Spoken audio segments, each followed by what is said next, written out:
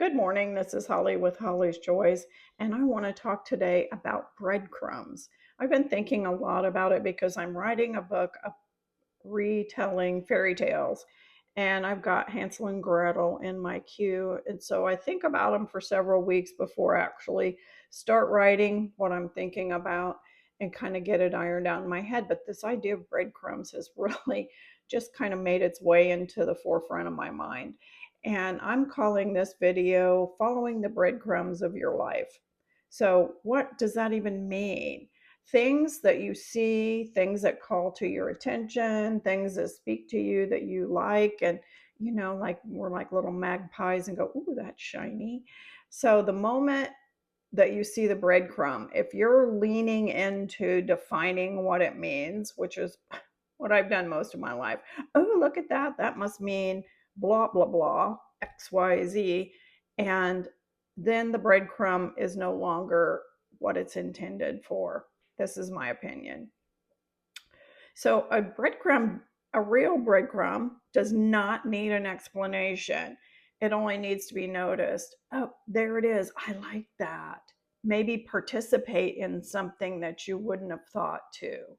Something that catches your attention, that you feel drawn to in some way. Maybe a person appears in your life, somebody that you've not known before, somebody you hadn't seen in a while, an idea that just keeps spinning around in your mind. I don't know. Maybe something just piques your curiosity. Go ahead and then take that next step. It's kind of a proverbial picking up of the breadcrumb when you take the next step into whatever this breadcrumb is. And then you see what's there. So this is kind of a directional process. It's not predicting what it might mean, where it might be leading even. So just not deciding what it means, not trying to interpret anything from it, just keeping your mind open, being curious.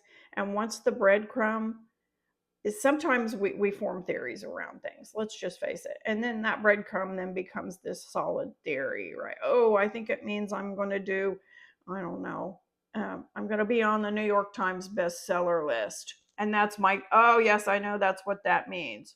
And so then I'm filtering everything I see through this belief system that I'm working with this theory, right? So it kind of squelches everything that is happening in this moment, right now, right in front of me. So we act when we do that, when we place a theory upon something, we're activating the reticulating activating system. And I apologize. I know for some reason, I just never can remember exactly how to say that. But it's a system that's built in your mind that when you're looking to buy a car and you have a certain type in mind, then you all of a sudden see that type of car everywhere you go. Well, it's the same thing with these breadcrumb ideas. Oh, I think I'm going to become a New York Times bestseller.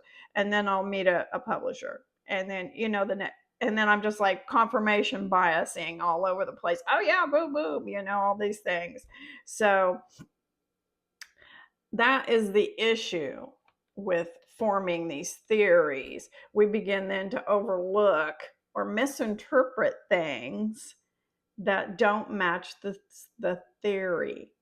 So my theory is that I'm going to become a New York Times bestseller, and then if something happens that is directing me a different direction, I'll be like, no, that can't be right. That's not on the path. I don't see how that's on the path.